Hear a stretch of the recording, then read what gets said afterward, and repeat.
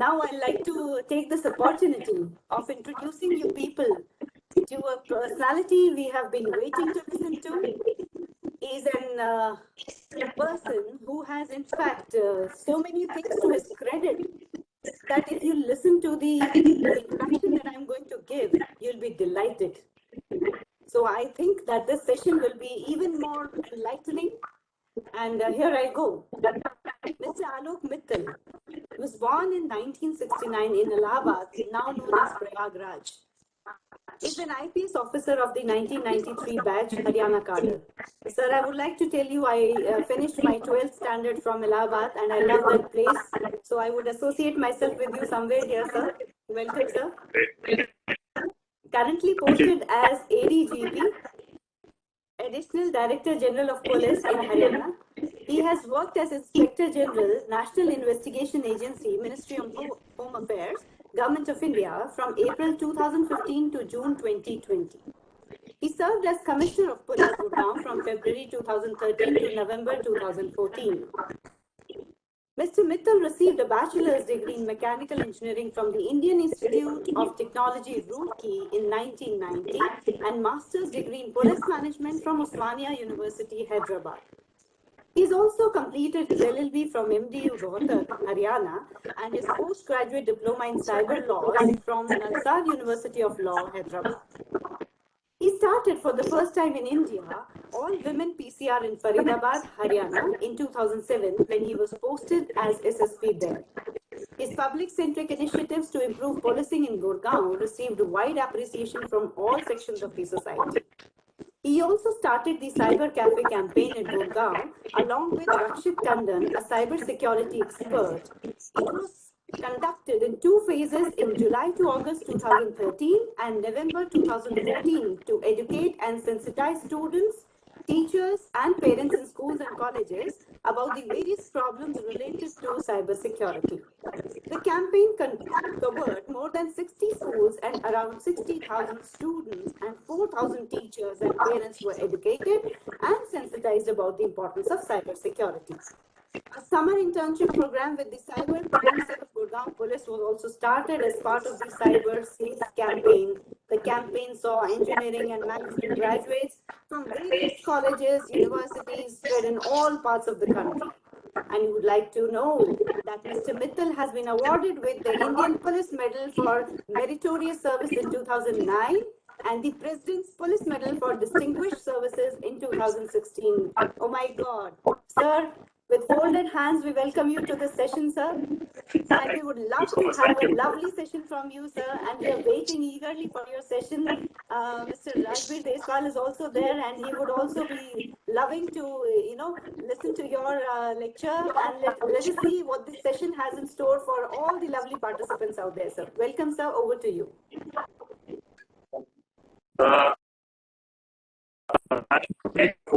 And immediately thereafter, I would start. Definitely, sir. Sure. And in the meantime, I don't know whether Dr. Ashish would like to speak or should I continue speaking, because whenever we find a mic, certainly. We both love the mic and we don't leave it easily.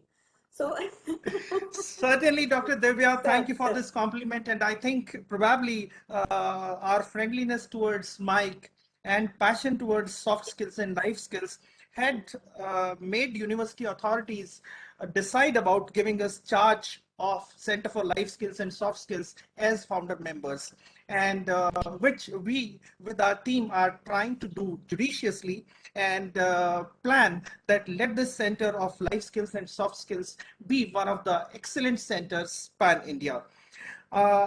When we started this journey, we learned about Jeevan Kaushal, the initial startup on blissful life, the components of life, different dimensions, work-life balance, with real life administrative as well as personal narratives were shared by beloved learned Rajbir Deswal sir. Friends, the theoretical inputs in this context with context to conceptualization and dimensions of life skills by World Health Organization were taken up by Professor M.N. Mohammuddin Mustafa from Central University of Kerala, who is the director for Center for Life Skills there. Day 2, we proceeded in our journey on standing out in organization on communication and soft skills. And that was with Professor Dipra Jha from Washington State University. And this program turned out to be international. Well, friends, we were anxiously waiting for Professor Rakesh Godwani, who taught us about communicating confidently, cracking job interviews, and charismatic leadership. Well, that's a part that Professor Rakesh Godwani taught us about charismatic leadership. And we started our journey with our charismatic leader, Mr. Rajbir Deshwal. And today also on this session, we have a charismatic leader, Mr. Alok Mittal. Moving on to the same, we were enriched with the digital literacy skills by Mr. Mahesh Jivani, a professor from Saurashtra University, who taught us about different dimensions of digital literacy and related skills. Today, Colonel Sirohi enlightened us about resumes, interviews, group discussions, and so and so. So we learned a lot. There is a message in the chat box which I have received that somebody has logged in from 2 devices that is creating echo. So I'll request that in case if any of the participants has logged in from 2 devices which is creating an echo, kindly mute your devices, or you may continue only with one device so that the echo doesn't trouble us. We are really having an amazing journey, and the kind of discipline which our participants have shown has been truly, truly amazing. So thank you for the one who shared this feedback, and thank you to all those who are cooperating with us. I think voice is quite audible now. Now, think about that you are having thousands of dollars in your bank balance, and you receive a message. At least me and Dr. Divya, we are delighted that every month, thanks to MD University, it's a fantastic university, when we see a message alert in our mobile that salary has been transferred out first, and we are happy and delighted that we have got our monthly remunerations, which we really enjoy. Think about the time that you receive a message in your mobile that this much amount of money is withdrawn from you, which you have not withdrawn. I think it would be a restless period for all of us. And no doubt we would be thinking for that how cops would be helping us in this regard, how we will get our money back. Well, these days, with the development of technology and sciences, friends, the developments in the crimes have also increased multifold. Many a times we come across various cases in newspapers, social media, and other domains that people who had contributed for national services and had earned hard-earned money through their salaries and other ways, even people who have served in military, police, or other national services, at times they are victim of cybercrime. And people, in order to make money and have good life at cost of others, do these kind of heinous crimes. So it is imperative for us to understand that what all is there into this digital crime, what all is there into this cyber crime. And when the technology is a bliss, at times it serves as a curse also. So these all dimensions of Sir, technology. whenever there is a curse, we can definitely fight it out. And with the energy that people like you put in, all of us, I think we all can fight it out. And today we are going to, I think, get some insights into this also. And to support what you have been saying, sir, I again have 2 lines. तो गिरकर उठते रहना, कुछ भी हो बस चलते रहना. तो गिरकर उठते रहना, कुछ भी हो बस चलते रहना. ठोकरी कब तक रास्ता रोक पाएंगी? अगर कोशिशों में जान है तो किस्मत भी पलट जाएगी. How amazing, Dr. Divya. I am so fortunate to have an amazing additional director with me. Well, and the smile which Rajbir Deshwal sir has expressed, that compliments that how flawlessly and incredibly you have shared and complimented this session. Well, ladies. That's not the case. In fact, I am missing out on the point that why was not I able to recite some of my ghazals and nazms in this program? Nidhi is doing it for everyone, quoting shairs, couplets, and whatnot. So I am just missing out on what I missed out while I was addressing you all. How, Alokji, how are you? All good? I think Alok sir has finished his telephone call. Sir, Alok sir, can we start the session, sir? Yes, please. Yes, please. Okay, sir. The mic is all yours. The stage is all yours, sir. All Very, participants at your disposal, sir. Welcome, sir. good morning to each one of you. I'm extremely sorry for the I got a phone call which I thought I should receive, and that has caused a little delay in this start of the program. I'm really very sorry.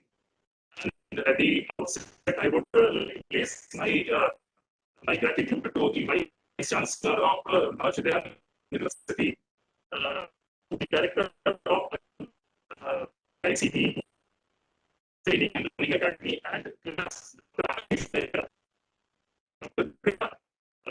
for bringing me here today.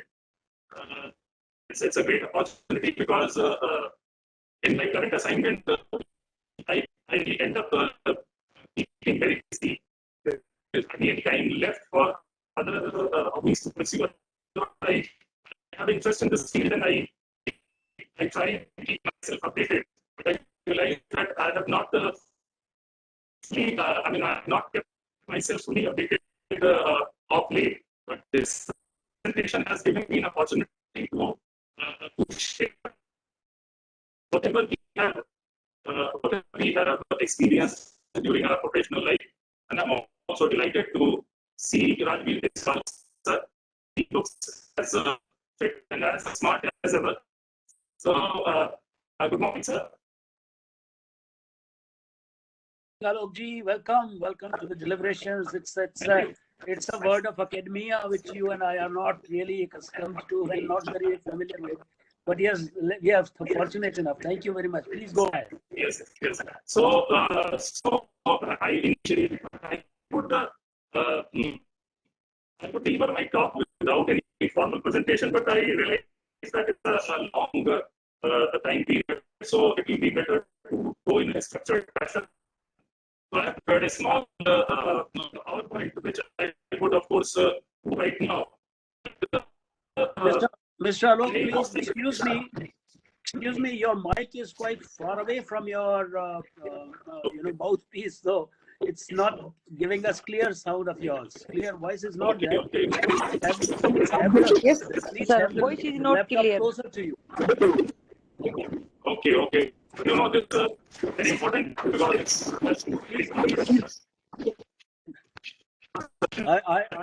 I can be audacious enough, but these people, they will not be able to tell you this thing. You have to keep the laptop closer to you. Is my audible now clearly? No, it's Sir, still disturbing. if you permit, I want to add one thing, sir. Ashish, sir, will you permit me? Actually, I think Alok sir is logged in with 2 devices. That's why echo is there, sir. And both the devices are placed nearby. Yeah. Okay, now we have disconnected the device. We realize the issue. We have connected that device. So I believe it should be better now. If it is, we will In fact, the Sir, voice is breaking. There is disturbance in the voice. The voice is cracking. Okay.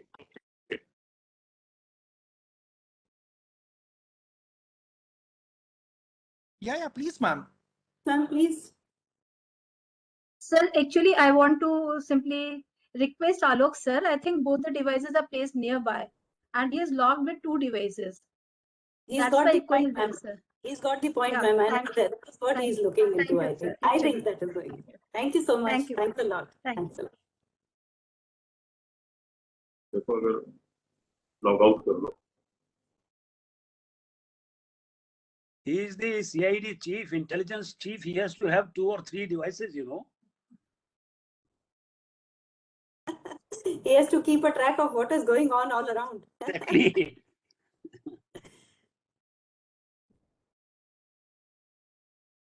So Ashish, the mic is not on. I was requesting that by the time Alok sir resumes us back, we would love to listen something from you, and maybe if agreed upon, we would love to listen something from Rajveer Deswal sir. Why not Rajveer sir this time, sir? Yeah, absolutely. Sir, Okay, sir, give me a minute if you have. Sure, sir, sure. Sir, please, sir. So friends, by the time Rajveer Deswal sir joins us back and Alok Mittal sir resumes, you see, it has been an incredible journey of this week program on life skills for blissful life. Indeed, life is blissful. And today, post-lunch session, you would be listening to Mr. Beni Kinna, who is a life coach and a mentor. So, Mr. Beni Kinna would be talking about love, compassion, truth, righteousness, and sacrifice. So that's how we will be joining. Alok sir has joined back, and let's see. Yes. So voice before I is start my presentation, I would first like to know, am I audible clearly? Is it better Absolutely, now? sir. It is audible, sir. Okay. So what I have understood that it's a training program meant for faculty development and on soft skills and life skills. And this digital literacy and issues related to cyber crime have been kind of this digital literacy has been treated as one of the life skills. This is interesting, and I think rightfully so. We all have realized, I mean, the world has changed so much in last, say, about 25 years. Possibly it had not changed that much in last 2000 years. But with the advent of internet, every facet, every way we live, every facet of life has changed, and the digital technology has impacted our lives. And we all have realized that now it is very, very difficult to live without internet. And if internet is not there, I mean, if you shut down internet, the people have gone to the court saying that it is a violation of their fundamental rights. The right to access or right to internet access has now been treated almost as a fundamental right of every citizen. So that way, and when in certain parts of the country, because of law and order problems or because of national security issues, internet remained shut down, or it was provided at a very slow speed, and it became a very big issue. People said that they are being denied access to information at large. They are finding it very difficult to do their daily life course, including financial transactions. They are unable to do. They are unable to access online education platforms. They are unable to communicate with their friends. They have not been able to fill forms for examinations or for competitive exams. So internet has kind of pervaded our lives. Internet has entered almost every field of our life, and this issue of digital literacy, because swimming and driving, these are considered one of the few life skills. So when you jump into water, when you jump into a swimming pool or into you have to know swimming before you jump in. You have to, I mean, you drive a vehicle after kind of learning it. Then only you go on to national highway and drive a vehicle. Similarly, this use of digital technology is also a new skill that we have gradually acquired to different degrees. And unless we respect, or number one, unless we know the rules of the game and respect the rules of the game, we are likely to face problems. And we all have also seen the growth in cyber crimes. Cyber crimes is a broad term that we use, that crimes being used in cyberspace, because the activities that we used to do in conventional world in our old world that we are doing in cyberspace or digital world. So therefore, if we have moved to digital world, the criminals also have moved to digital world, and it was very, it was very much expected. It was very likely that initially, in the initial phase, the growth, there will be an exponential growth in cyber crimes, which has already happened. Like if we go by the National Crime Record Bureau data, there are 44,000 cases registered under the category cyber crime in 2019. The data for 2020 is still not available. Though the numbers, to some people, this 44,000 cyber crime cases may look a very small number, and to some it may look a very big number because the increase has been very sharp. But I believe that actual number of cyber crimes, cyber frauds, and different types of other crimes taking place in our country is the actual figures are still much higher, because many of cyber crimes are not reported, and even if they are reported, they are mostly treated as a simple complaint, and they are not converted into formal FIRs. So the numbers, but we'll not get into this numbers game, because the idea is to understand this digital medium.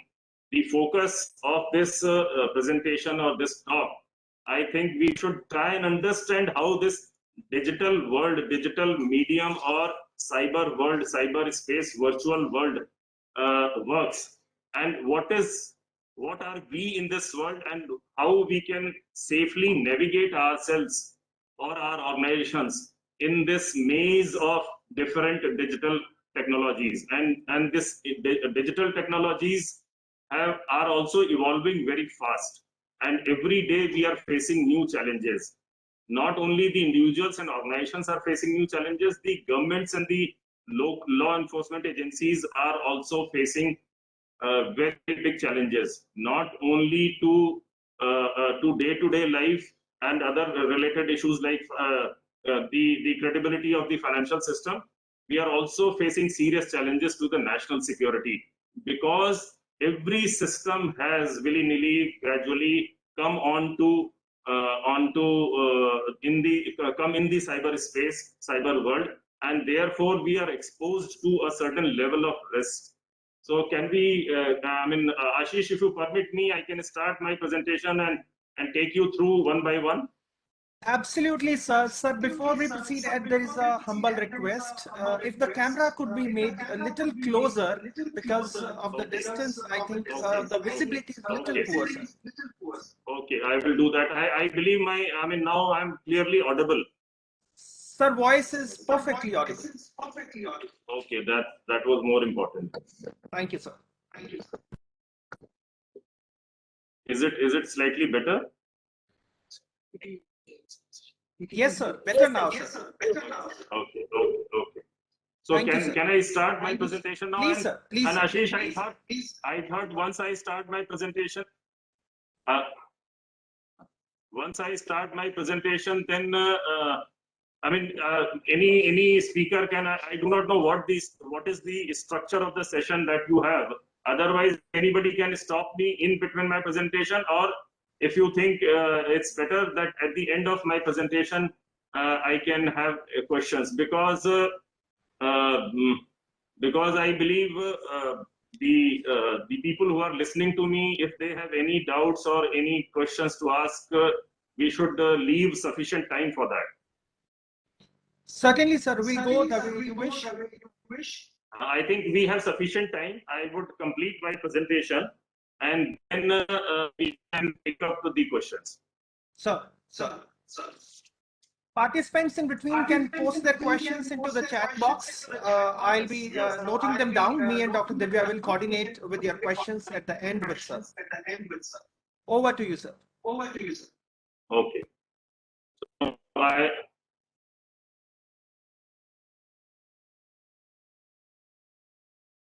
Ashish, just let me know if you can see the slide now.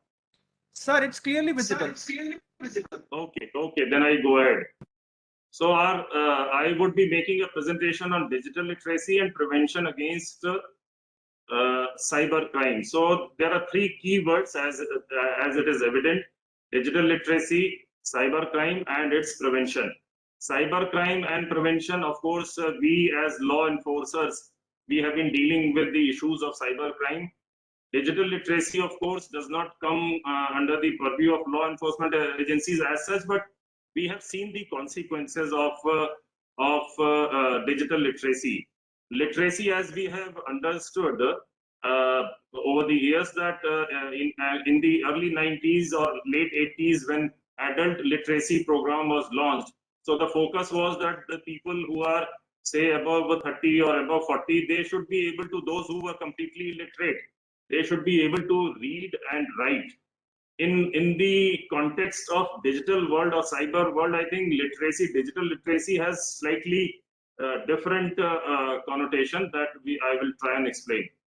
Next slide, please. Next slide. So I have as is the practice, I have divided my presentation into a few major categories. Evolution, how the digital world has evolved. Digital literacy, what does it mean, and how computer literate we are in India. What is cyber crime, major types of cyber crimes, what are the good practices that are prevalent and that we should follow, and the future challenges or the emerging technologies that are really posing challenges to everyone, to individuals, to organizations, governments, countries. Everybody is facing the cyber challenge. So we'll also talk about that. Next, please.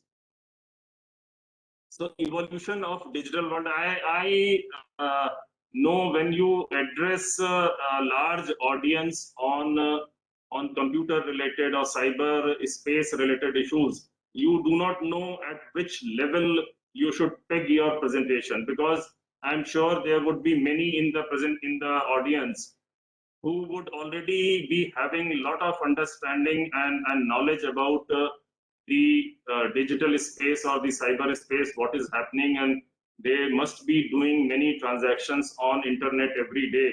So they would have a fair idea of what it is. And there would be many who may not be very familiar. So I would try and keep it simple. I would try and not make it very technical, because that is, I believe, not the purpose of the presentation. How this, let us quickly understand how this digital world or the cyber space or cyber world, it has emerged, how it has evolved. So if you remember in 80s and early 90s, we were dealing with very big, large frame computers, and then we saw this desktop computer. Desktop computer is computer for an individual, for a layman. And we used to have one computer, and there was a box, rectangular box, on which we used to keep it. And there used to be another, or maybe at times, there used to be CPU box separately. Now everything has got merged into one, and we just see one screen and we have other devices. But we started with very large size computers, then the size was reduced and it became desktop. You could put it on your desk, so it became desktop computer, but these were standalone computers. One computer could not talk to the other computer. One computer could not transfer data to another computer. So computers, we all realized that it's a very useful device. It can compute a lot of things. It can save, it can modify, it can edit. So for different purposes, especially for making a Word document, we all realize that it is very useful. There were many other applications. We used to have Windows as an operating system, the base system, and then we used to have Microsoft, because Microsoft has been leading this software development in the world. So they came out with something called Microsoft Office. So they used to provide a software called Office Suite, in which we used to have MS Word or MS Excel. Excel and Word, as we call it. Now different companies have come out with similar products. So we started with standalone computers, and I remember the officers from earlier batches, they used to say computer is fine. We also support this idea that computer will help us in our working, but computer cannot catch thieves. The senior police officers, when we joined service, that time they used to tell us that computers can still not catch criminals, and too much reliance on computers is not correct. And if you also remember, after a point, every officer wanted to have a computer in his room because that would entitle him for a AC, for a window AC. Otherwise, at that point of time, we were not officially entitled to have ACs in our rooms. But computer, because if I have a computer in my room, to keep it in order, I could get AC and use AC for the computer. So that is how we started. And now we have traveled a lot of distance. LAN, most of you would understand, this is local area network. I mean, initially, say computers on one floor of an office or within one room, there are say six or seven workstations, and the computers were connected for very limited purpose. And there were specific applications using which you could communicate with the other computer. It was used to share resources. Like if you have 6 computers, you need not have 6 printers.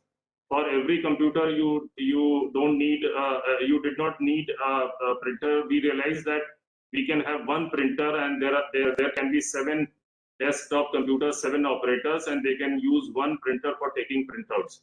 And then it extended to wide area network.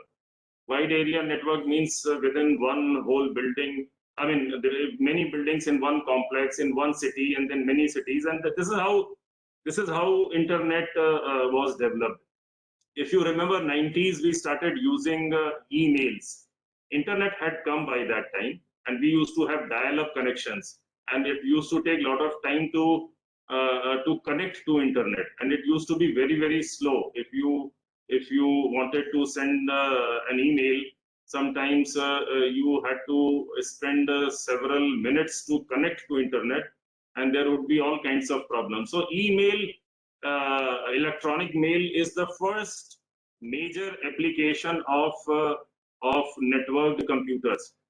Now, internet means a large network of millions and billions of computers and other computer-enabled devices or internet-enabled devices, which are constantly in connect with each other. We don't even realize now when we have, from the days when we have started using internet on our smartphone, we don't even we don't do anything. We are connected all the time, 24/7, 365 days a year. So internet from 1991 onwards, and now it is 2021. So within 30 years, it has transformed so much. Internet as a technology itself has transformed so much. It is so user friendly. I believe one of the very major reasons for this technology to become so useful, so popular is, number one, the ease of operation, ease of doing things on internet, and number two, the low cost. As we all know, we are amongst those nations which have the cheapest data. Internet connection.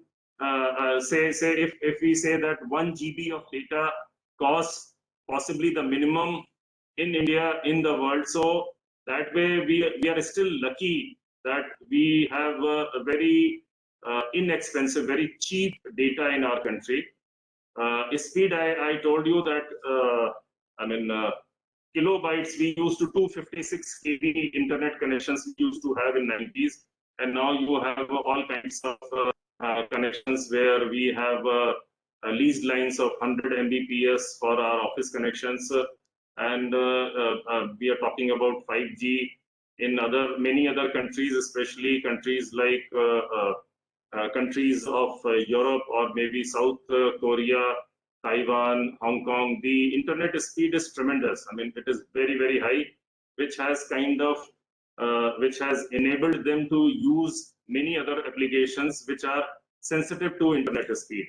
And then we saw banking, because one major change came when people realized that the normal banking operations, banking transactions that we used to do, we could use from our offices, sitting in our homes. We could do banking. I think this is one major barrier that was crossed, and that made digital technologies kind of so popular, indispensable.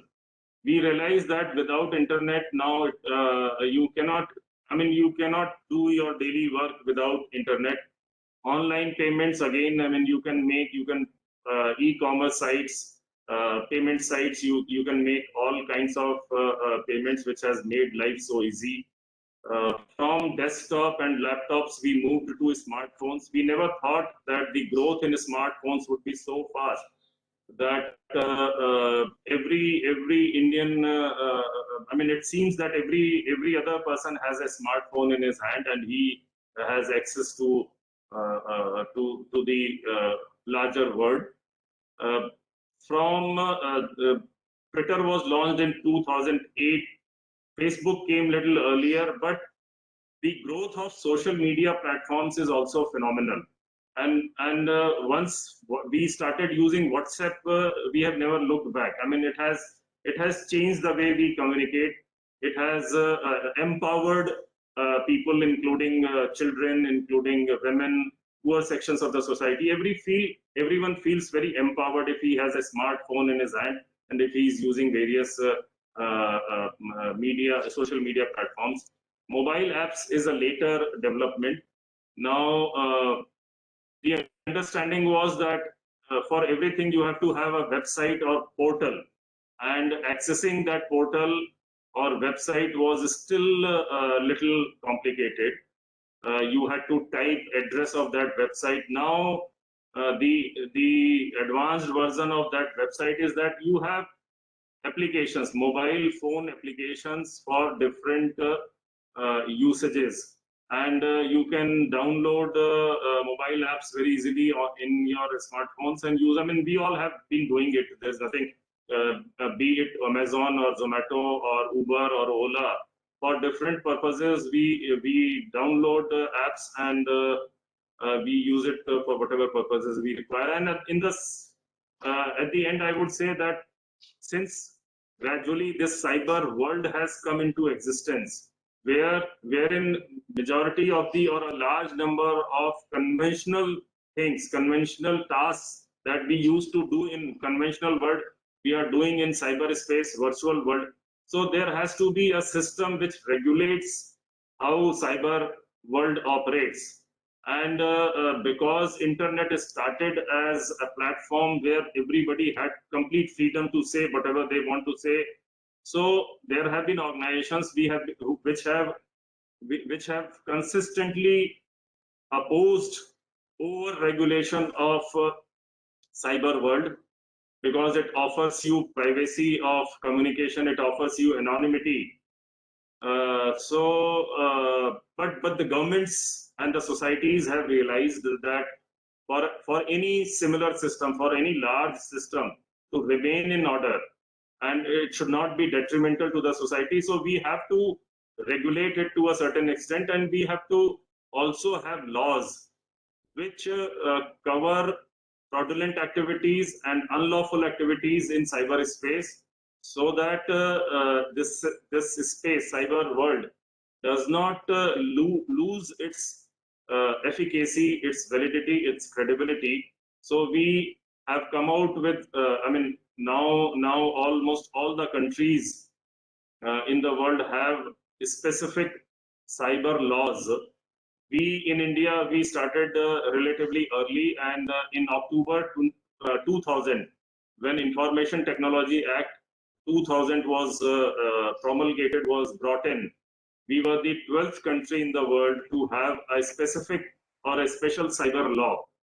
though it was not very comprehensive. There were many gaps which remained in the earlier IT Act, and it has been amended subsequently. It was amended in a major way in 2008, and certain crimes which were not defined earlier, which have now been defined. And there are many other rules which have been framed, like how to regulate social media platforms or OTT operators, as we say, over the top operators like Netflix or WhatsApp or I mean, there are many other Telegram. So countries are facing this challenge that now earlier territorial law is the basic law, but here now there are companies, there are over-the-top OTT operators who sit in the other countries, and their applications are being used in other countries. So they do not really. I mean, we believe that sometimes the foreign technology firms like Google or Amazon or Twitter, Facebook, they do not follow our laws. So there is a lot of conflict going on this subject. Then there is this issue of data privacy. We in India, we still do not have a law on data privacy and data protection. The draft bill was prepared by a committee appointed by the government, and it has got delayed a bit, but chances are that we would have data protection and data security or privacy law very soon. We all have realized that data is the new valuable asset that we have. We in India, because we have such a large number of internet users or social media users, that has become our strength, and we have realized that we can leverage it to our advantage, and therefore we should not only regulate our cyberspace, our financial systems to maintain their credibility. We should also enforce cyber law not only on Indian companies, also on foreign tech companies or financial tech companies, so that I mean they also respect laws of our country. So data is not simple data. It is huge money. Data is huge money, as they have been saying that data is new oil. Data is new oil because if you have data, you can manage your way. You have got soft power. You can arm twist if required. So therefore, cyber laws and regulations have acquired new dimensions. As we all know, for past more than a year, the world has seen a pandemic which was not seen in last 100 years. And the second wave of Corona or COVID-19 in India has been very damaging, very lethal. Thousands of people have lost their lives. We are still grappling with the challenges. But this pandemic and the subsequent impact on the society, the way we live, we had to face prolonged periods of strict lockdown. So that has also kind of prompted use of technology in different ways. As this term has become so common, work from home. So many IT companies, many technology companies have realized that work from home is a better option than calling employees to a workplace and then make them work. So that has also caused a major change in the technology space. Internet speed or availability of internet connectivity has become such a big issue because everybody is sitting at home and working. There are, I mean, in the private sector, almost, I mean, majority of the companies, they are preferring that employees do not come to office because they realize that it cuts down their cost, the establishment cost, electricity cost, the commuting cost, security cost. So they don't have to take large buildings on lease. So the cost part has initiated a major change in the way we used to work. And because government is also trying to reach people for different things using digital technology. So this has also raised a major issue of digital divide, which is different from digital literacy. Like for people in the age group of 18 to 44 years, if you have to vaccinate yourself, if you have to get vaccination, you have to register yourself on Co-Win, a mobile app called Co-Win. So there were concerns that there are many areas in India where internet connectivity is very poor. There are many areas where people do not have access to internet, and how will they register themselves? So this question of digital divide.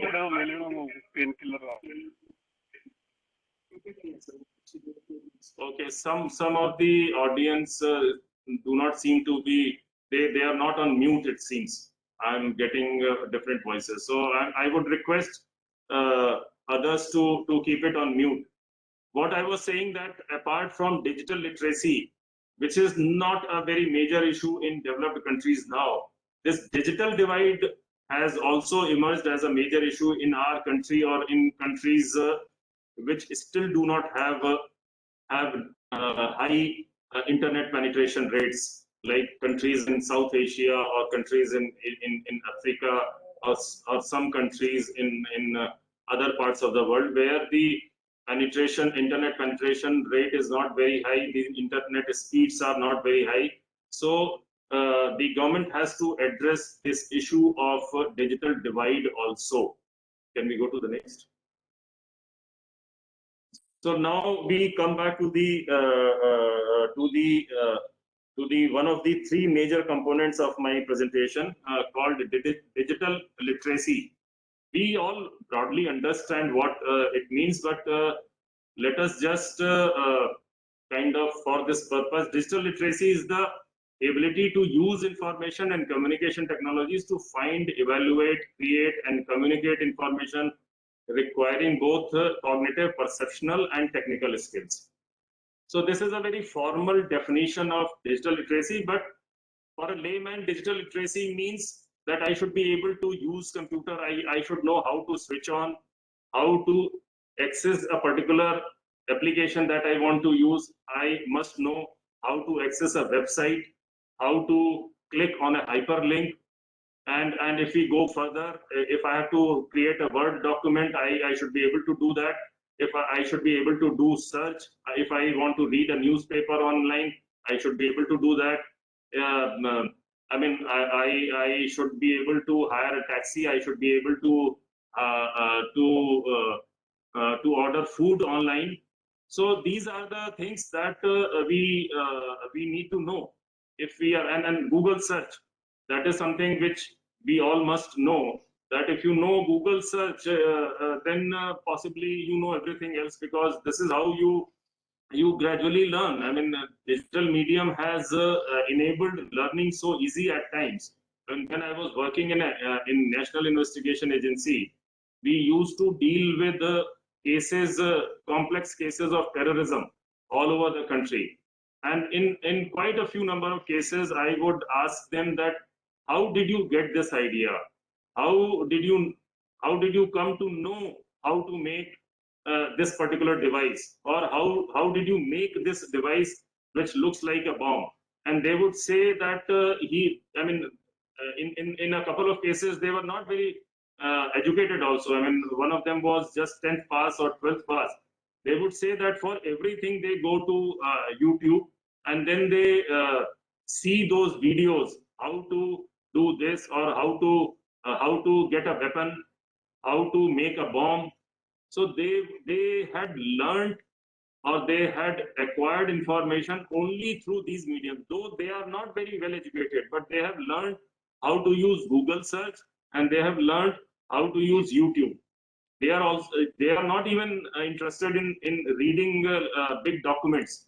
They basically want to learn from YouTube videos, as we all have seen that for almost everything in this world there is a YouTube video available. So they were using this digital platforms or digital applications, cyber applications for their completely purposes. But as a student or as an employee, as an adult who has retired, who spends most of his time at home, for everybody it is essential to be digitally literate. Digitally literate should not be seen in a very narrow sense. When we are saying that digital literacy should be treated as one of the life skills, so we need to expand the scope of this, and we should not be handicapped by this feeling that I am old and I do not understand technology easily, or it does not come to me easily. Why this digital thing has expanded so quickly and so far and wide is because it is extremely easy to use. It is extremely easy to use. Like the major transformations have from desktop to laptop. I mean, you could, when we used to have desktop, we had to go to desktop. But when it was converted into laptop, the computer came to you. You could keep it in your laptop. And now when we air travel, we see a lot of passengers working on different tasks on their laptops. And then we had mobile phones and smartphones. So now everything has come or has been condensed into a smartphone. And a smartphone, I mean, people in any age group, you can see, I mean, they may not know English very much. They do not know a particular, I mean, they may not be very familiar with technology, but they are using their smartphones all the time. I mean, they are playing games, they are reading newspapers, they are exchanging messages on WhatsApp. So for their use, they are very comfortable. So digitally, digital literacy means we should be able to do all the basic tasks. Like if I have to recharge my phone, if I have to kind of recharge my phone or any other thing, I should be able to do it. If I have to pay a certain electricity bill or any other bill, I should be able to do it. So these are some, I mean, we can prepare a list. These are some of the things that that every one of us should be able to do. Next, please. This is the data that we have collected, but I mean, it is very surprising. To me, it is very surprising the low level of ability to use internet or to use computer. In rural India, only 7% of females can use a computer. General perception is that now everybody has got a smartphone and everybody is using internet or using different mobile phones. But in India, we still have a long distance to cover. The situation or the scenario in urban India is definitely much better than what it is in rural India. But still, I mean, you see all the figures are below 50%. So people say that technology or internet has empowered females and weaker sections of the society in a very major way. And I completely agree with this statement. But still there is a lot of scope. There is a lot of scope for improvement. And you see that ability to operate a computer in urban male is only 37%, but their ability to use internet is much higher because they are using it on their mobile phones, on their smartphones, and therefore they find it so easy. If you make them sit before a desktop computer or before a laptop, maybe some of them would find it very difficult to navigate or to use it. But smartphone, the latest technologies are so easy to use that they are using internet more frequently. I am told the overall smartphone penetration in India is still 31% only. Majority of us would have a mobile phone, but I think a very substantial number of mobile phone users still have feature phone only, where they can make a call, they can receive a call, and they can send a text message, which we call SMS. And they can save phone numbers in their phone, but they are not using internet. I mean, there can be different reasons, including financial reasons why they are not using internet, or maybe internet connectivity is not there in certain areas. But smartphone penetration has also has only reached the level of 30-35%, and we still have a large distance to cover. The number of mobile phone connections, or number of SIMs issued, or number of active SIM users, or number of active SIM issued are still much larger. I mean, we are 135 million, 135, no. I mean, 1.35, I think, 1.35 billion people. And we have a very large number of mobile phone users, but internet users are still much less. Can we go to the next?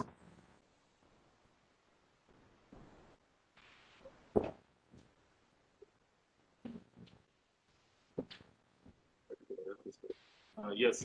So as I was saying that how do we assess, or how do we evaluate whether I can be called a digitally literate person or not, or how I can assess others whether they are digitally literate.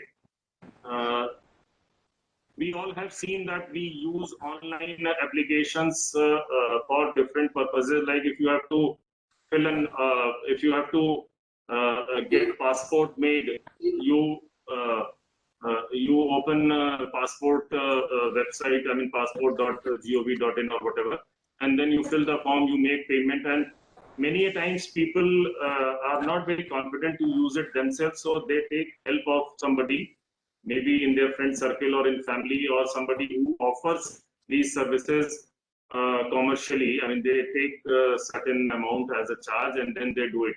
Like in different state governments, common service centers have been opened so that people who either do not know how to use computers or who do not have access to internet, they go to those centers and get their things done.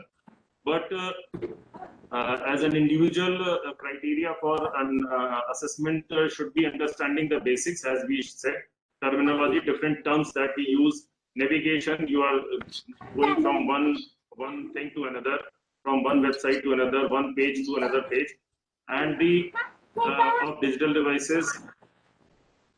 No. So I would try and read it out. I would just read it out, understanding the basics like terminology, navigation, and functionality of digital devices. Functionality we all understand. Like for a digital phone has or a smartphone has many functionalities, and we should have basic understanding and using them for accessing, creating, managing, and sharing information. We should be able to use internet. We should be able to use technology to communicate. I mean, in the sense that we should be able to make calls, internet calls, messaging applications like WhatsApp, Telegram, we should be able to use. Appreciating the role of digital technology in everyday life, in social life, and at work. Of course, this is one of the basic things. I mean, we should be able to understand where technology can be used for conventional tasks. For like we used to go to a bank branch to withdraw money. Then we started going to ATMs, and now we can transfer money from one account to another. We can open bank account. We can open our stock market accounts, share trading accounts, sitting at home. So we should know what all is available and what all we can use. carrying out cashless transactions using, and this we most of us are doing every day, almost every day. Next, please. So if there are no major questions, or if there are no major issues vis-a-vis digital literacy, can we go to cyber crime? Ashish?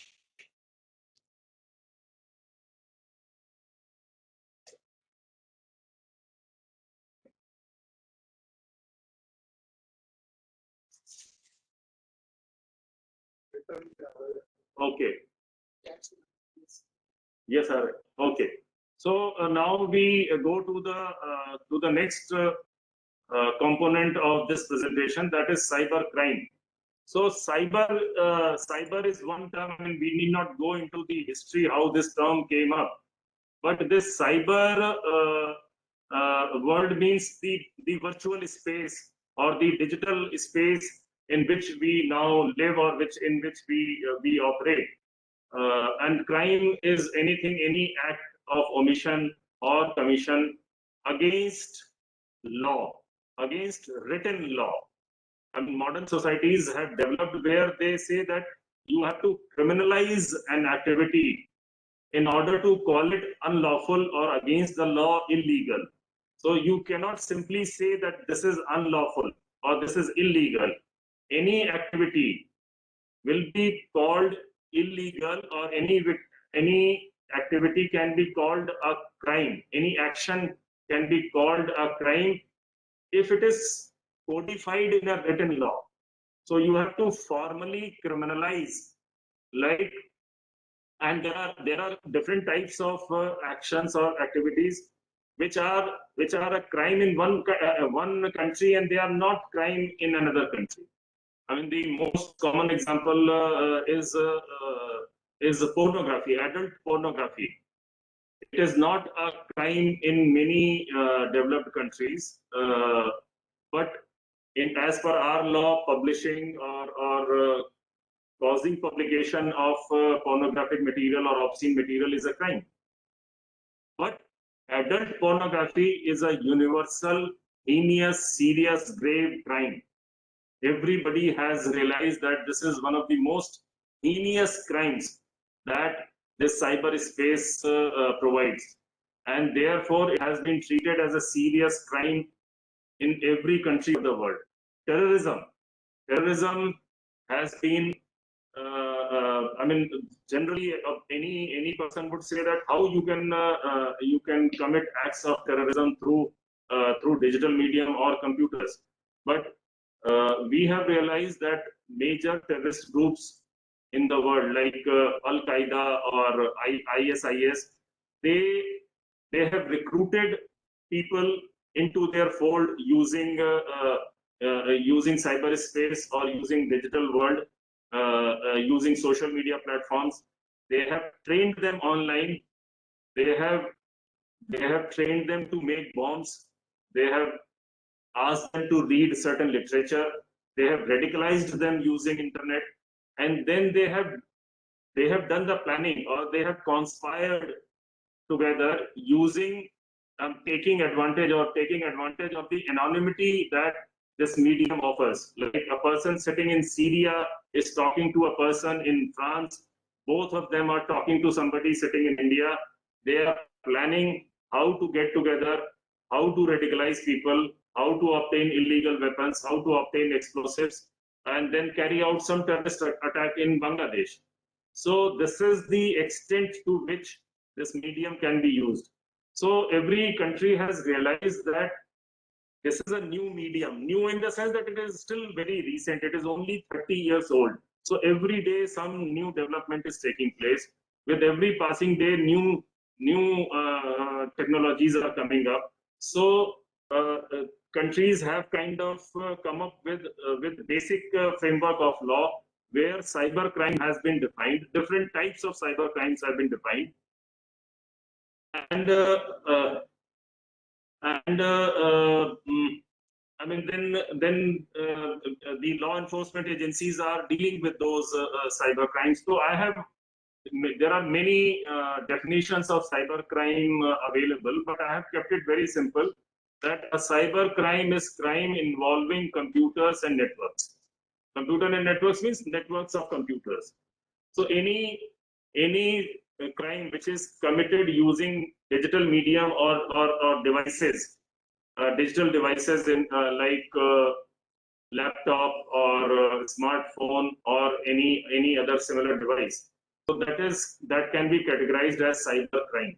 But we all must remember that majority of the crimes in the cyberspace are also crimes in conventional world, like cheating, impersonation. It's not that cheating has become a crime only after the advent of internet. Cheating was being committed, has been committed for thousands of years. Now the cheating is being committed in the cyberspace or in the digital medium, in the digital world, and therefore we call it cybercrime. Impersonation. I impersonate as a bank officer, and I induce you to part with your user ID and password, and then I end up withdrawing money from your bank account without you coming to know about it. So that is how I am committing a cybercrime. But what I am doing is that I am impersonating and then I am committing cheating. Both these things have happened in real world or in conventional world. These criminal activities have got shifted to cyberspace, and then we will gradually talk about it in detail. But we all have realized that there are hundreds and thousands of different types of cyber crimes that are being committed, and we all, as a layman, as an individual user, we all have realized that it is not something very distinct. It is all around you. We can also be a victim of cyber fraud any day if we are using digital space or digital world on a regular basis. We are buying something, we are selling something, we are making payments, we are using net banking, we are using mobile banking services, we are making payments for government services, private services. So there is always a scope. Every day you can read in the newspapers that such and such a cyber fraud has taken place. Like in a state like Haryana, in last 2 days, 2 major cyber frauds have been detected. One in district called Palwal, they were a group of cyber fraudsters were cheating people because there is something called Aadhaar enabled payment services, AEPS, where you have to kind of if you log in your Aadhaar number, and then if you through a device, if you send your fingerprints, you can kind of verify your identity, and then you can make payments. And what they did, they lifted the fingerprints from other documents, and then they prepared a rubber clone which they wore on their thumbs and fingers, and they using a biometric device, they impersonated as somebody else, and then they managed to withdraw money from certain accounts and transferred it to other accounts. So I'm saying that people are cyber fraudsters, cyber criminals are becoming very innovative, and they are also becoming very audacious. They believe that the anonymity which this medium offers can kind of save them. They will not be caught. But the truth is that because every computer transaction or everything done on internet, it leaves a very clear-cut audit trail. And if you follow that audit trail, there is a possibility that you can go back to the person who perpetrated the crime, who committed the crime. So earlier, this veil of anonymity or this false sense of confidence they had that is gradually getting shattered. I mean, there are many technologies or many techniques using which you can still hide your identity, but generally that is done by people involved in more sophisticated attacks. Use of so I have divided computer crimes or cyber crimes or high-tech crimes into two major categories. One is cyber financial frauds, where the main motive of the criminal is financial gain. So I have put all those types of frauds where the criminal gains wrongfully. That is cyber financial frauds, and all other frauds which are outside this category are non-financial cyber frauds, like email spoofing or cyber bullying or cyber defamation or cyber stalking, cyber extortion. All these are, I mean, extortion again would be a crime similar to financial fraud, but it is not a fraud in that sense. I mean, somebody is using your maybe your some private chat he has got hold of, or some photographs he has got hold of, some private photographs he has access to, and then he is blackmailing you for extorting money. Cyber crimes against individuals, because there are two categories based on the victim, based on the target of the cyber attack or cyber crime. Majority of the cyber crimes are against individuals. They are trying to fool them to part with their user ID password of their net banking, or their individuals are being conned to part with their OTP, their other personal informations, and then they end up losing money. And there are more sophisticated, more organized cyber crimes, which we can categorize as cyber crimes against organizations, or against corporates, against government organizations. I mean, we all have seen many major cyber attacks against companies like Sony or Nissan or Twitter, Facebook. Those are sophisticated attacks in which we as an individual, we have very limited role. And cyber attacks against governments, like cyber security has become the buzzword now.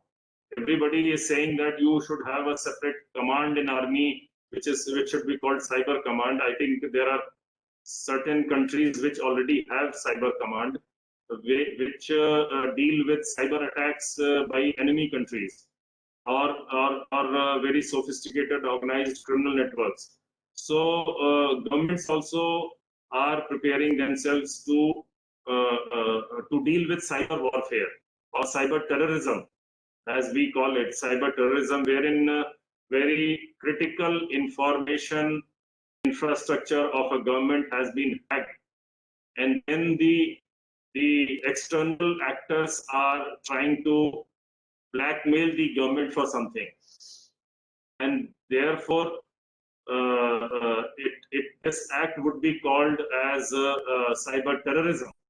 And we in India, our cyber law specifically covers the acts of cyber terrorism. Can we go to the next? So types of cyber crimes, bank frauds, we all have, I mean, either experienced ourselves or somebody close to us has faced this. And the surprising part is that these cyber fraudsters have been able to con people, to cheat people who are very educated, who are in the field, who are working in the field of IT and computers, and still these cyber fraudsters, cyber criminals, because of the smartness that they have acquired, they have been successful in taking people for a ride, I mean, I was last year when I was in NIA, one of my batchmates in engineering called me up. He is staying in Gurgaon and he is working for an IT company. And he says that somebody called up saying that I'm a friend of your father and I had come to Gurgaon for certain work. Then this lockdown was imposed and was enforced. And I am down with the corona. I'm admitted in a hospital and I desperately need money. And somehow, I mean, this part, somebody called that I'm speaking. I'm son of such and such person who is close friend of your father. And then my friend spoke to his father, told him that आपके जो friend है, I mean, he took some name that he is your friend. His son called me up, and they end up spending several lakhs of rupees online for his treatment, and ultimately they realized that it was a complete fraud. So this is the kind of smartness that they do. We all have, I believe most of us must have heard about phishing and wishing frauds, in the sense that somebody, you go to some site, maybe ICICI.com, you would see that it's a ICICI or SBI website, and you believe it's a genuine website. They will say that they want to update your account. They want to, because your credit card validity of your credit card has expired. So you please update your information, and you end up parting with your personal information, which is not going to the server of ICICI. It is going to a different server, which has been set up by the criminals. And once they have that information, they can access your accounts and they can take away the money. Email spoofing. I mean, the core of all such frauds,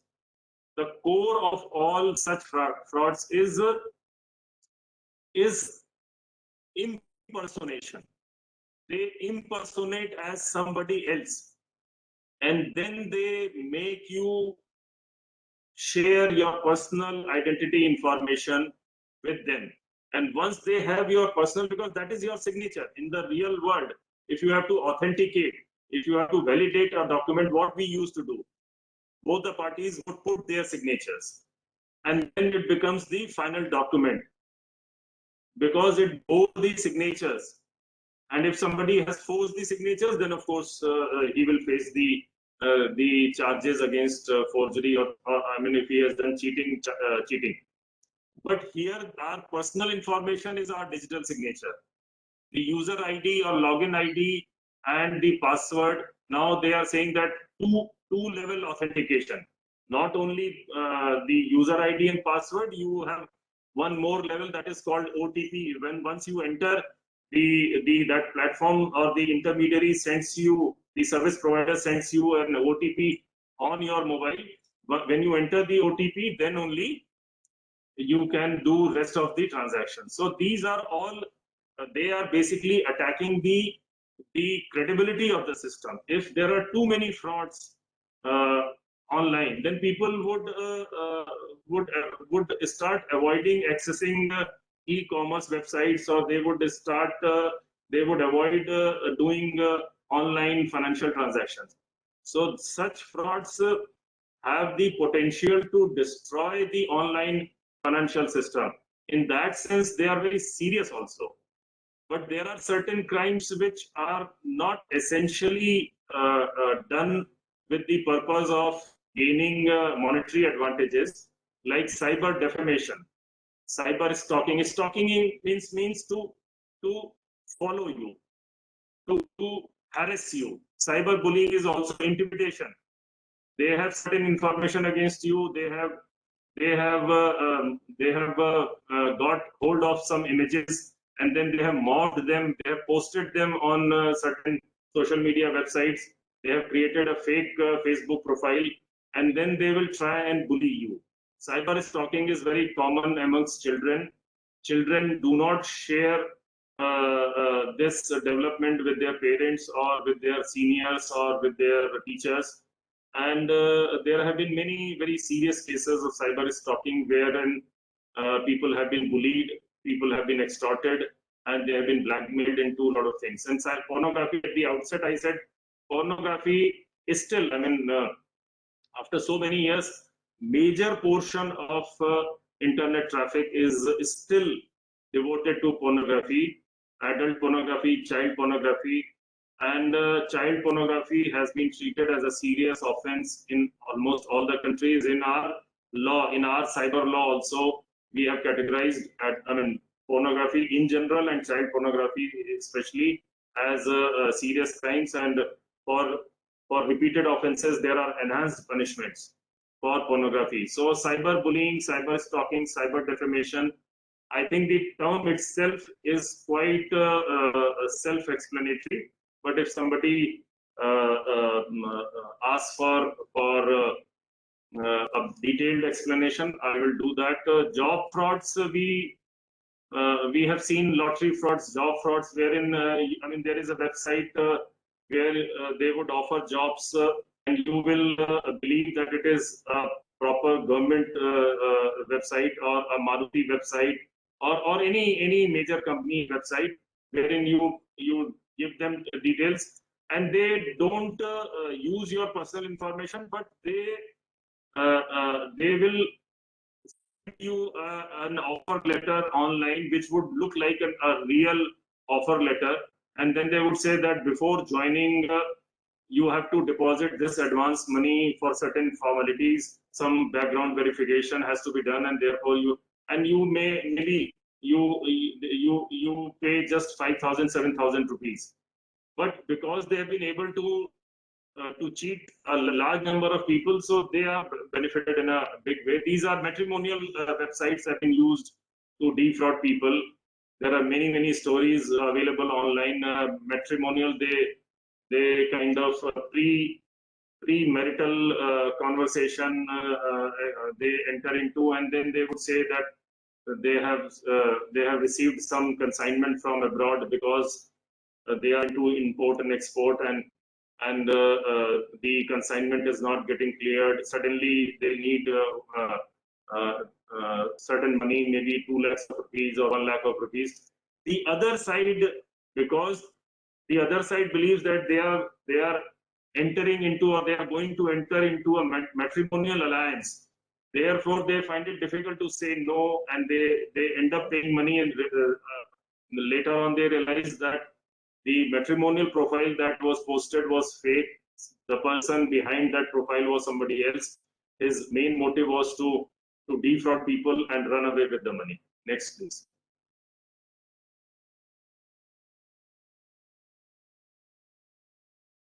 Cyber social engineering frauds, I would categorize them like there are many kinds of frauds, social engineering, wherein they are posing as somebody else which they are not. Like they are posing as if they are from RBI, Reserve Bank of India, or from SBI or HDFC Bank, and they would on different pretexts they would say they have to update your cards or account information or whatever, and then they request you that you send me your ID, password, or whatever. They will say you can reset your password later, but right now it is required. Your bank account is to be linked to Aadhaar, otherwise you will not be able to make payments. So by saying all this, they will be able to, the ultimate target is to get your personal identity information. Like as I have said repeatedly, your user ID, password, OTP, and once they have this, then they become you. They become you and carry out different transactions. So financial frauds using social media platforms, this has also of late, it has become very common. People create a fake profile, like somebody makes he takes the profile pic of my Facebook account and creates a fake Facebook account, Facebook profile, and then he asks for a certain money for a certain reason, and people, I mean, the friends who are connected with me on Facebook, they don't realize that it is fake profile, and they will give certain details that you DM me this, that, and because they believe that I am in some kind of a trouble, they send money to a particular bank account or whatever, or e-wallet, and they siphon off the money. So there are many types of social media in the sense that without realizing the consequences, sometimes male, female, everybody puts certain very private information, some videos, some photographs, which they take, morph, or they put it in a different context, and then they start blackmailing you, and then they end up extorting money from you. So there are different types of cyber crimes that are there. I would still not go into all kinds of, but I would say that the key component in all cyber frauds is the impersonation and their ability through social engineering methods to convince you that you part with certain information, and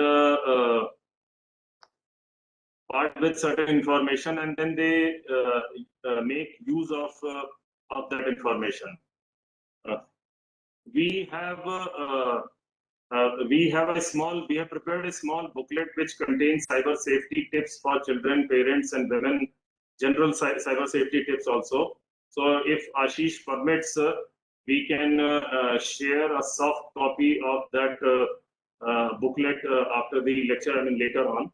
Sir, So we shall be grateful. I would still, because these are very, very useful tips that we have, like some very simple thing that banks never ask for your password. No government website would ask you for your password or for OTP. So you should never ever share this. You should only use certified, I mean, you should download apps from standard like Google Play or App Store, Apple App Stores. You should download applications from there.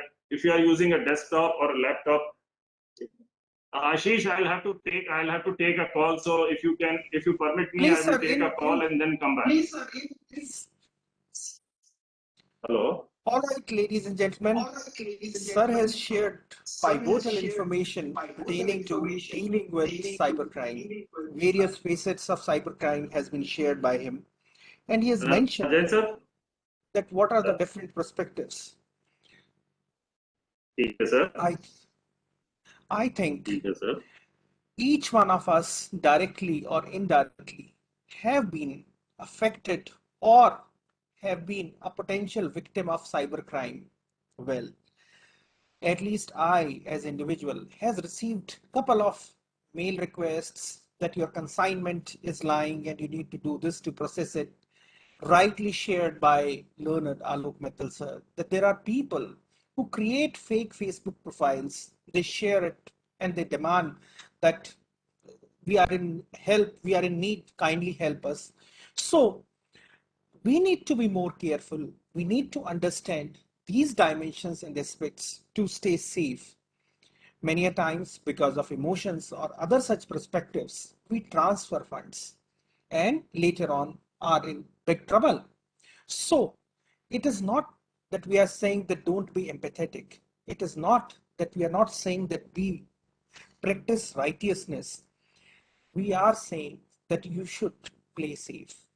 Try understanding that the people who are committing these crimes are trying to play with your emotions, encashing your emotions, and trying to encash the aspect that you are not aware of. Sir, please, sir. Ashish, can I come back? Please, sir, you're most welcome. And I would just make a mention of certain advanced types of cyber crimes. In fact, these are those crimes which did not exist as a crime earlier. I mean, before the advent of computer or before the advent of internet, these category of cyber crimes were not in existence. Like hacking is what? Hacking is that you enter into somebody's system, into digital system without authorization. Unauthorized entry into a system is called hacking, which is the most common crime these days. And hacking has been defined, I mean, hacking has been categorized as a crime everywhere. Virus, computer viruses, we receive an email, there is a link given. Once you click that link, the virus enters into your system. It infects your system, it deletes your files, it modifies your files, and it also sends some information back to the attacker. Worm is also similar to virus. Trojan is a malware. I mean, is a malicious software. There is a term called malware that is malicious software. So Trojan is also a piece of software which is under some pretext sent to your system. It resides into your system and it reads your system, sends back certain information to the attacker. Website defacement, which is very common. Foreign hostile actors, they access, they kind of keep testing the cyber security or security of the government websites.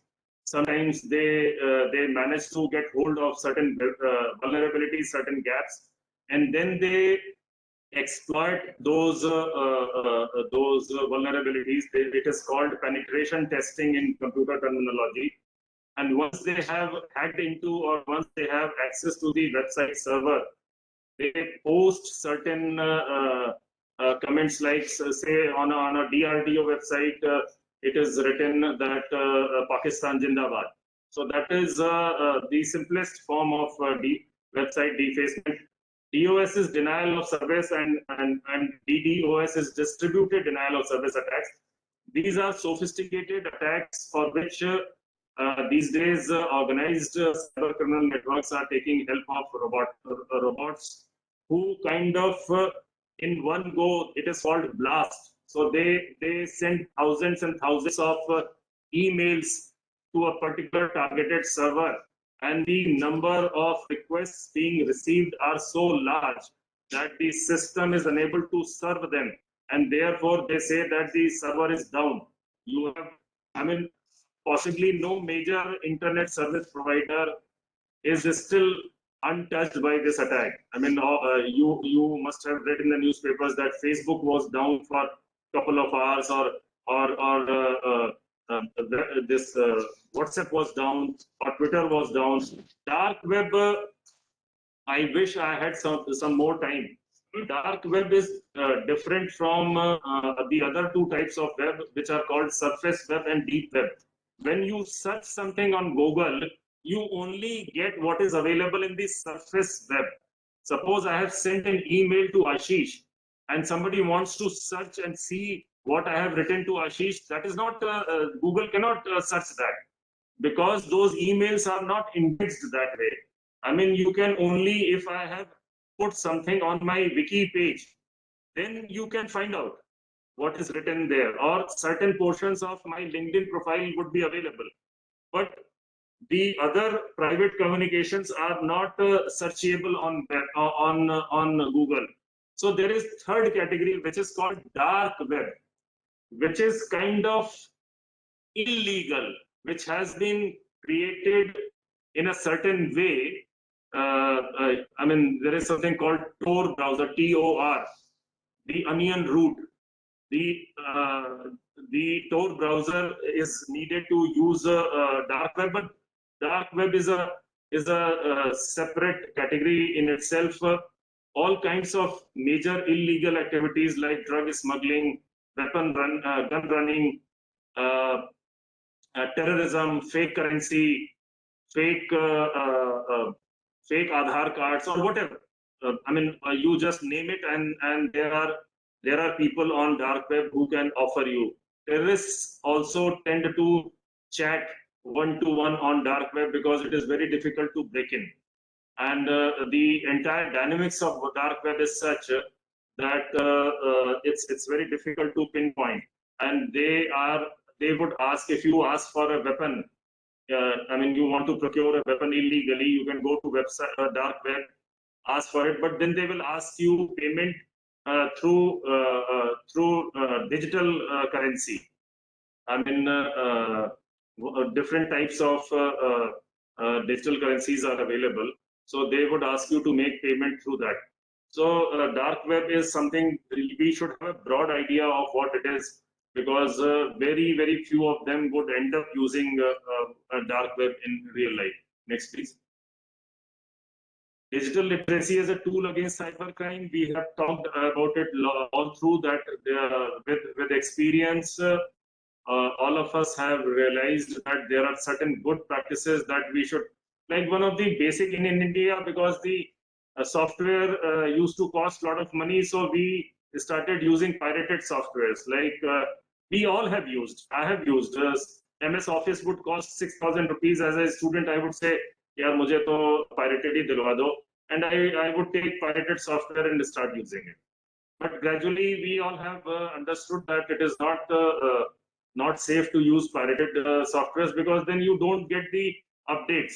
If you buy a software properly, the company which has made that software, they will from time to time they will provide you updates. So the chances of misuse of this software or somebody unauthorizedly entering into this software are much less. Similarly, we should never part with any PIN or password, because no major company, bank, or financial institution would ever ask you for your password, PIN, or OTP.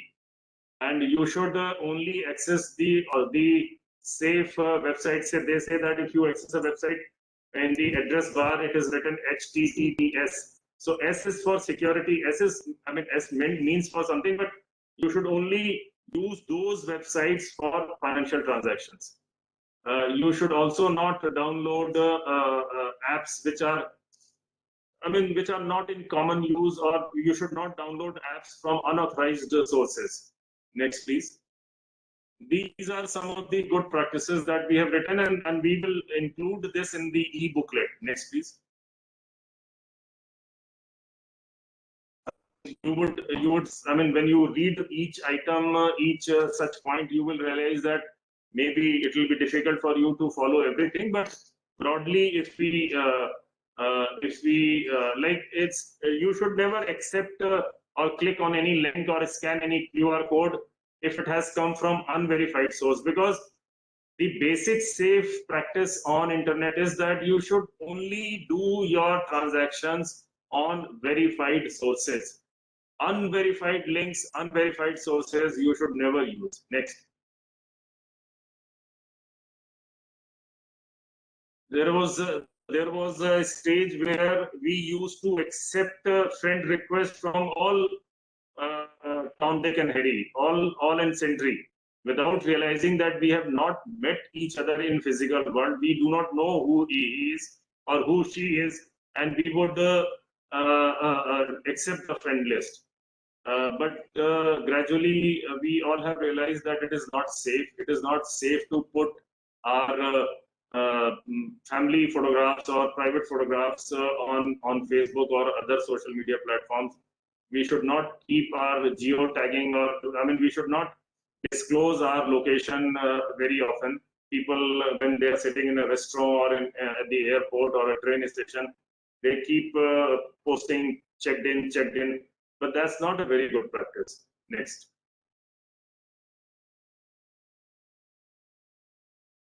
This is again very important, that you should not open emails which have come from unknown sources. You do not know who this person is, and therefore you should not open that email. Even if you have ended up opening that email, you should not click on the link given in that email, because the chances are that you will be trapped, and then you will have all sorts of problems. Next, please.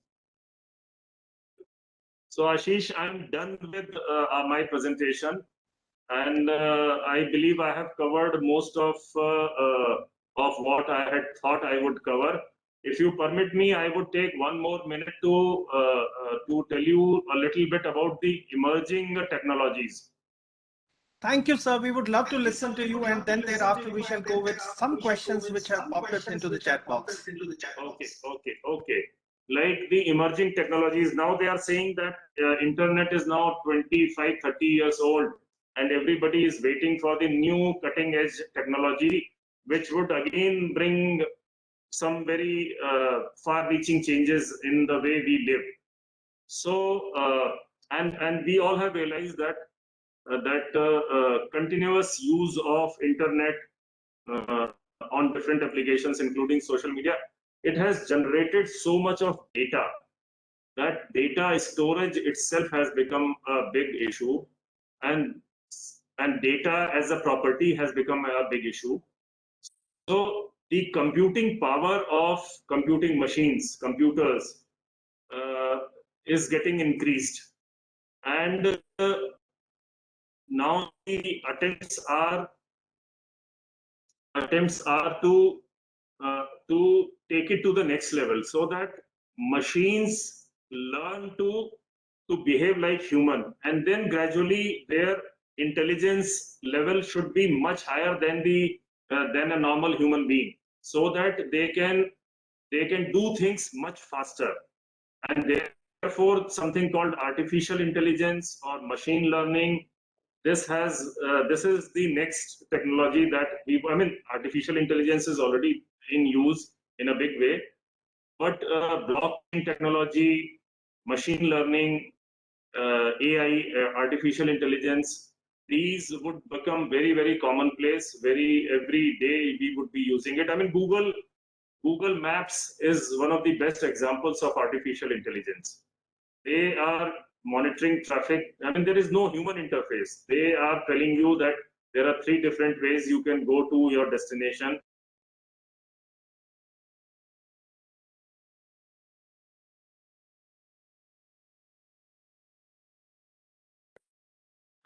You will take 50 minutes or 25 minutes or whatever. So I'm saying that these are new emerging technologies, and similarly, IoT, Internet of Things, like all the devices that we use.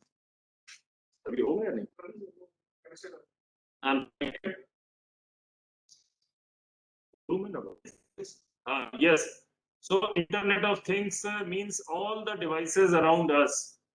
It may be microwave oven or an exercise machine or anything for that matter. You can think of anything, your fridge, your TV, everything will become smart, will become intelligent, will be able to use internet, and you can instruct, you can give commands, you can give instructions remotely. We all have seen IP-based CCTV cameras. You can you are on a trip, you have gone abroad, and you want to see what is if you have set up CCTV cameras in your home, outside, inside, you can view them from anywhere in the world. So that way technology is developing very fast, it is changing very fast, and the attempts are to increase the human efficiency. Like they say that we only use 1% of the capacity of the human brain. So they are saying that if we can multiply this by, say, few 5, 6, 7, so our ability to do things which the science has not been able to do so far. Like there are still many diseases for which we do not have very good answers, mainly cancer or many other diseases. And scientists and researchers are very, very hopeful that a day would come very soon when they would be able to find answers to the problems which have remained unsolved for a long time, or since the beginning of the human history. Those problems have remained unsolved. They are very hopeful that with these emerging technologies, they would be able to find a solution. So technology has improved the way we live, has improved the quality of life, but at the same time, it has thrown many challenges we are trying to grapple with. As I said, this cyber law is also a recent law. It is gradually emerging. There are many regulations that governments are trying to come up with, and there are other groups which are strongly opposing it. But we need to have a basic understanding of the medium that we are using, and as a country, we need to have a data protection law as well as privacy law. Thank you so much. Thank you, Ashish. Thank you, everyone, for listening to me for such a long period. And if there are a few questions, I would be willing to take them, and I would try and answer them to the best of my capability. Thank you, sir. What pops up in my chat box is the feedback from the participants where they mentioned amazing, outstanding, breathtaking, extraordinary, impressive, marvelous, miraculous session they have attended. Sir, I would like to take some questions which the audience has posted into the chat box. Please. First question is, how do we tackle with cybercrime by an agency, individual located or registered in another country with applicability of different laws and judiciary if someone has fallen in the trap of transferred money? This law enforcement subject and this cross-border jurisdiction, the company or the individual who has defrauded you is residing in a different country. So if I have understood the question correctly, I mean, how do I access my country's law enforcement, or do I approach the law enforcement agency of the country in which the criminal or the fraudster is residing? True, sir. So the basic rule is you should in fact, reporting a cyber crime online has remained a major issue in India. People are defrauded, they are cheated, and they do not know how to report it to a police station because they have a feeling that police station people are very indifferent, and sometimes they don't understand the issues involved, and therefore there is no point going to the police station. But now we have a national cybercrime reporting portal, cybercrime.gov.in, wherein anybody in India or anybody outside India can report a cybercrime. So many a times my friends or people known to me, they ask me over WhatsApp that this is what has happened with them and they want to report it. So they should report it on that online reporting portal. Thereafter, they should go to the police station and report it, because victim is residing here in India. So the law of that country would be applicable. So I think it's always better to report it to the country where you are in, and because you know the system, you can, even if you report, I mean, there is nothing wrong if you can email it to, say, London police or French police that this has happened. They may take cognizance of this, or they may not. But here in India, as per law, I mean, the system is obliged or is mandated to register your complaint and investigate it and try to solve it. So therefore, whenever a cyber crime is committed with an individual, they should report to the nearest police station, and they should report it online also. Thank you, sir. Sir, there is one more question which I would like to take before I invite Dr. Divya. Sir, the question is, how can we check the genuinity of any app? I have a supplementary question related to this. What has been replied? Will it be filed as an FIR or as a complaint? No, the basic rule is that if prima facie cognizable offense has been committed, I mean, by reading the contents of the complaint, a prima facie it appears that a cognizable offense has taken place. Then the police is required to convert that complaint into an FIR. If it is not very clear what has actually happened, whether actual loss has taken place or not, I mean, there are situations where some kind of a preliminary inquiry is required before you decide whether you are going to register an FIR or not. So latest Supreme Court judgments have said that police can do a short preliminary inquiry, and thereafter they should decide whether a case is made out or not. Thank you. Sir, there is one last question from my end, from the audience, sir. Sir, how can we check the genuinity of an app? Yes. I had heard your question earlier also. Number one, this is something very important. When you search for something on Google, so the results that you get, because the Google does not make search only from verified sources.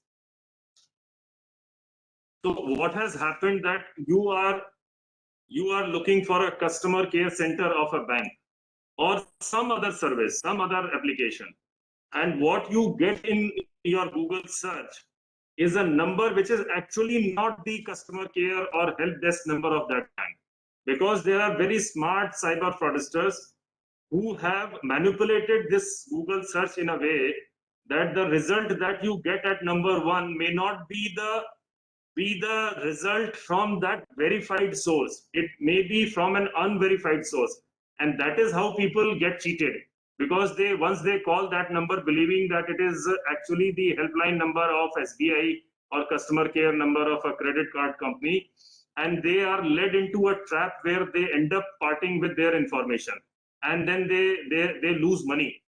So we all must remember that Google do not throw up results from verified sources only, and therefore you need to be little careful, number one. Number two, you said, how do I know that this particular app is coming to me from a verified source? So there is no clear answer to that, but the Google, if you are using Android, I think you generally download apps from Google Play Store, and if you are using iPhone, so it is a Apple App Store. So if you download an app from these two sources, chances are that you will not end up getting a wrong app downloaded. But if you search for a particular app, you see the feedback from the people.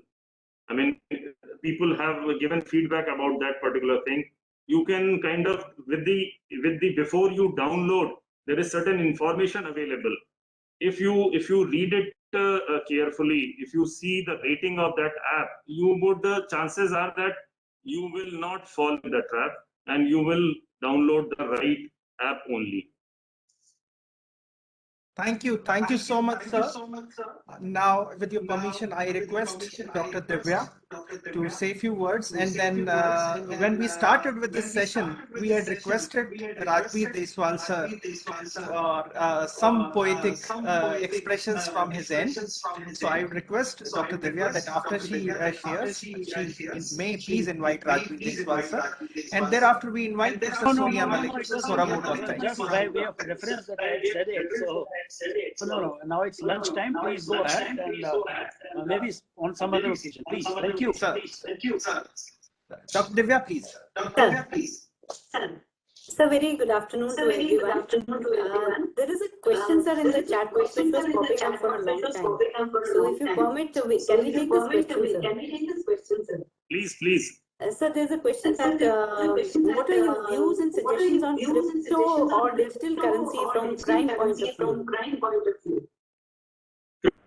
Cryptocurrency, a lot of debate going on, digital currency or cryptocurrency, and there are different types of bitcoins available in the market. There are cryptocurrency exchanges where people are trading in cryptocurrency, and often you must have seen Bitcoin, the prices of Bitcoin fluctuating a lot. But and there are Bitcoin ATMs available in certain countries. There are exchanges available, but we in India have not yet authorized transactions. In this, RBI has come out with certain circulars, and no government agencies is allowed, no government or private agency is allowed to receive or make payments through digital currency. It is not yet recognized by our system, and individuals are still, I mean, there are, I know hundreds and thousands of, I know for sure that hundreds and thousands of individuals are dealing in digital currency, cryptocurrency, Bitcoin every day, because they access certain websites online where the payment is to be made through Bitcoins. They are getting their money converted into Bitcoins and making payments, but that is not yet recognized by the financial system of the country. Right. Thank you so I much, would, sir. you said suggestions. So my suggestion would be, for the time being, please stay away from any kinds of digital currency. Sir. Thank you so much, sir. And rest, I think the questions have been covered by your discussion. The queries have been covered. Sir, I must say a very, very informative lecture, and we were in dire need of understanding all these intricacies of what is cyber fraud, cyber crime, because with the advent of this technology, and in fact for the past 1.5 years that we have realized that we are more and more dependent on technology now, not only for dealing with like our essentials of purchases and this and that, banking, rather online classes. So whatever we are dealing with students, even students are there on the platform. So their safety, their security, the security of the teachers, because everything is connected with internet. So whatever issues you have covered, sir, they have really enlightened us. And the way you have very nicely and softly and soberly explained everything, it was such a miraculous session. It was so digital, yet it was very poetic. So we enjoyed every word of it, sir. And I hope all the audiences, all the participants have really gained from your lecture. And we are honored and thrilled to have you here, sir. Because since yesterday we were waiting for your this talk, and because it is very difficult for people like you to spare time, and we are really honored that you spared some time out of your very busy schedule. And I could see that you were doing some multitasking out there. There's a person coming from left side, sometimes there's somebody coming from right side, then there is a telephone call which is coming up, and still you are maintaining that balance, and that shows the integrity of a person, that shows the vibrancy of a person. And in fact, I must say that people like you are real role models for the society, sir, and participants from this platform, because these are people from all over India, sir. AICTE has given us this opportunity, and Dr. Ashish Dahiya has been very kind enough to extend this opportunity to all of us here, and that 200 participants from different parts of the country have come here under one umbrella to understand what is cybercrime from your lecture, sir. And we are really, really honored that a person like you has spared his valuable time to look into the details and intricacies of what is cybercrime and how we should deal with the cyber frauds, how we should keep ourselves composed when something happens like this. So it has been really, really very elaborate and comprehensive, sir. Thank you so much for sparing your valuable time. And definitely we all deserve to, switch on our videos for a lovely picture with you, sir. And we'll definitely all clap for you. And it's a digital clap, and we definitely do it like this so that we can see, everybody can see us clapping for you, sir.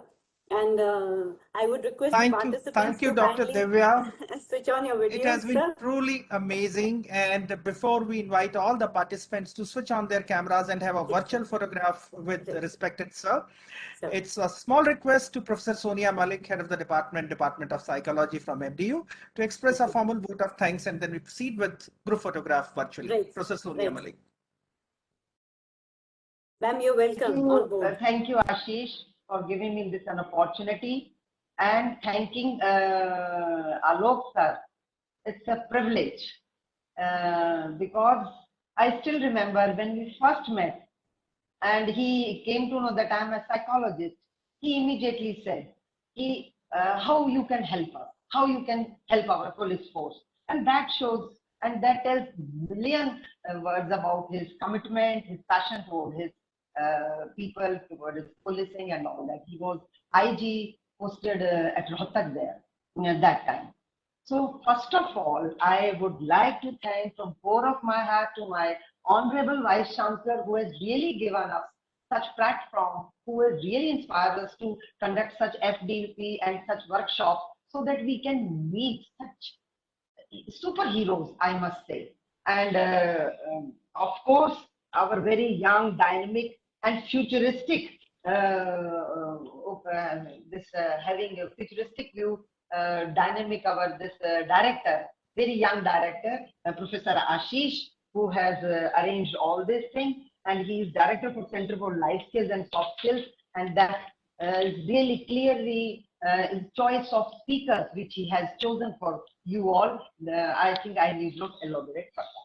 Now for Alok sir, it's not mere thanks, it's gratitude with it. And it is indeed an honor to thank our CID Supremo, a truly Mandarin stature, Alok Mittal sir. He's a super coach, no doubt about it. He's having super persona, we all know, and we have all seen it.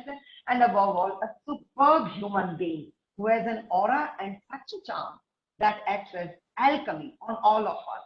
Whenever we are under his aura, whenever we all are transformed, this we have seen, I need not put in words again, and he is our very, very prestigious alumni also. He has done law from our Gurgaon campus, and he is, I consider myself really fortunate to know him, and rather I know his whole family, full of values and commitment, and they are really role models, as Dr. Divya has very well said, and they all are very excellent human beings. And that because I'm a student of positive psychology, and all those qualities that are so visible, so exuberant in him, in his persona. Then you must have all seen, now heard him also, how excellent, how emphatic orator he is. Very lucidly and very factually, he has tried to take up this cybercrime and digital literacy issue. He has talked about social empowerment, data privacy, pornography, which is a heinous crime, no doubt about it, and importance of WhatsApp in our life. It has become a second nature to us. We immediately connect to WhatsApp, and that has really transformed this whole social media setup. So you have defined cyber law in such a clear way that even a layman can understand and grasp. And you have told us how we can really protect ourselves. Because whenever I see this such programs on TV, Crime Patrol, they are all based on real happenings, and they do happen because of our negligence.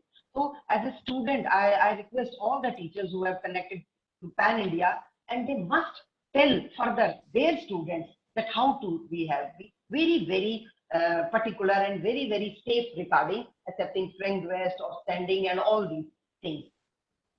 So I just have to say that everyone has talent, but what's rare is the courage to follow it to the dark places where it leads.